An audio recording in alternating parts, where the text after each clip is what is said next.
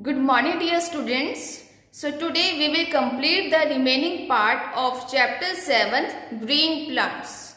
So in our previous video we have discussed green leaves prepare food for the plant by the process which is called photosynthesis, right? We also discussed why leaf is green in color. So this is due to the presence of green pigment which is called chlorophyll. And green plants prepare their food in the presence of chlorophyll. Now students, what about those plants which do not have chlorophyll? So how do they make their food? If we talk about cactus plants, so they do not have green leaves. Instead of green leaves, they have spines. So how do they prepare their food? So students, cactus has thick and fleshy stem and they make their food in thick and fleshy stem by the process of photosynthesis. Now if we talk about croton plants, so they have chlorophyll but it appears red in color. This is so because the red pigment hides the green color of the chlorophyll. So such plants can also prepare their food by the leaves with the process called photosynthesis. So students, there are parasitic plants also which cannot make their own food. They are found hanging over the host plant and they uses the food made by host green plants. Like dodder or we can say amarbel, they cannot make their own food, but they consume the food prepared by the host plant, right? Now students, let us discuss how does energy flow from one living organism to another. So students, as we eat food and we get energy from the food that we eat, and we get our most of the food from the plants. Now question arises, from where do plants get energy? So students, plants get energy from the sunlight. They prepare their food in the presence of sunlight. So we can say sun is the source of energy for the plant. Even though sun is the main source of energy on the earth, right? So plants prepare their food which are eaten by herbivorous animals like cow, deer and buffalo. Now these herbivorous animals are eaten as a food by carnivorous animals, or we can say flesh eater animals like lions, tigers. So they eat herbivorous animals. So there is a flow of energy from one living organism to another in the form of food.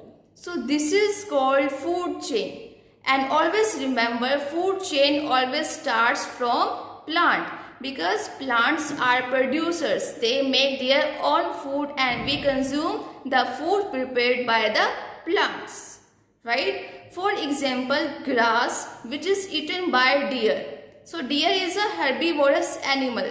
Now deer is eaten by carnivorous animal like lion. So students, here food chain starts from grass and ends at the lion.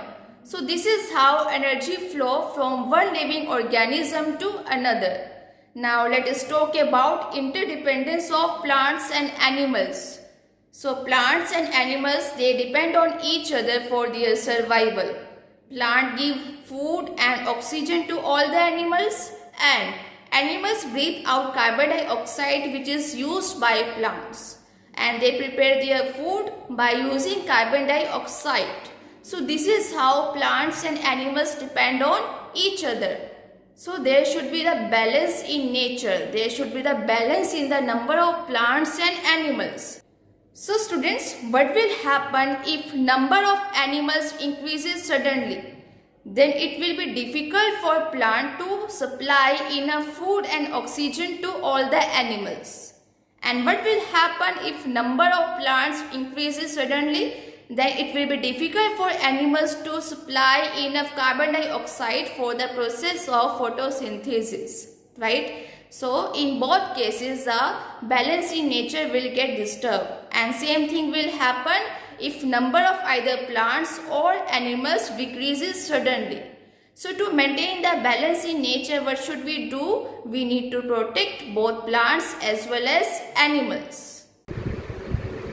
So now students, let us perform activity given on page number 48, test for starch. So students, we have taken hot water and pinch of starch. Now we have to dissolve this starch in hot water. So students, we have dissolved starch in hot water. Now let it be cool for some time. Now students, after cooling, we have to add iodine solution in starch solution. And we have to add few drops in this solution.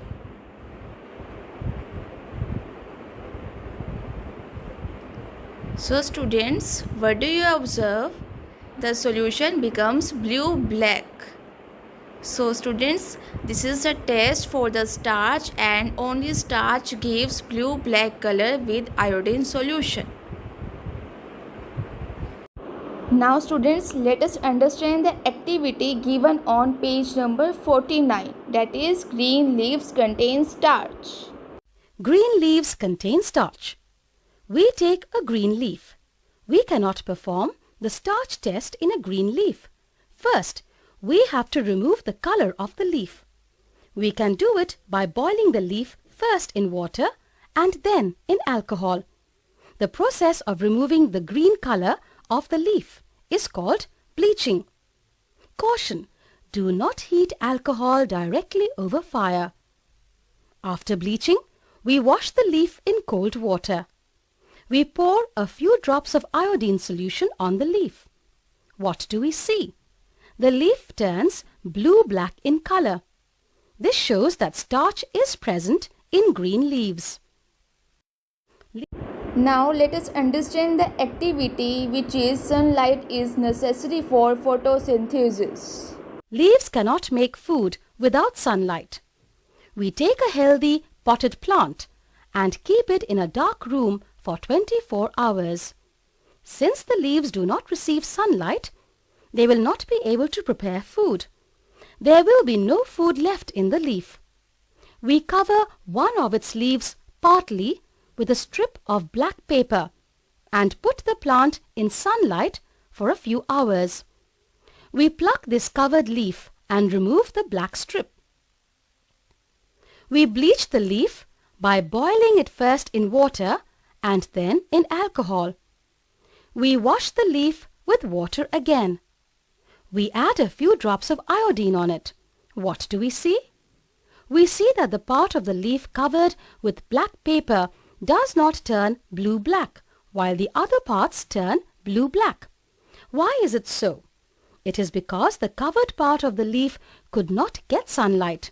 Hence, there is no starch in this part. This shows that sunlight is needed for making starch. That is, sunlight is necessary for photosynthesis. Now next activity, to show that chlorophyll is necessary for photosynthesis. Chlorophyll is necessary for photosynthesis. We take a plant with variegated partly green and partly white leaves. We keep this plant in the sunlight for a few hours. We now take a leaf of this plant and trace the leaf on a sheet of paper showing green and white patches. Now, we bleach the leaf as we did in the previous experiment. We test the leaf with iodine. What do we see? Remember the caution. We see that the white patches do not turn blue-black. That is, there is no starch formed in the white parts of the leaf. The green part of the leaf turns blue-black. That is, starch is formed only in the green part of the leaf. What does it indicate? It indicates that the chlorophyll, green substance, is necessary for photosynthesis in plants. So students, this is about your chapter number 7, green plants. Thank you.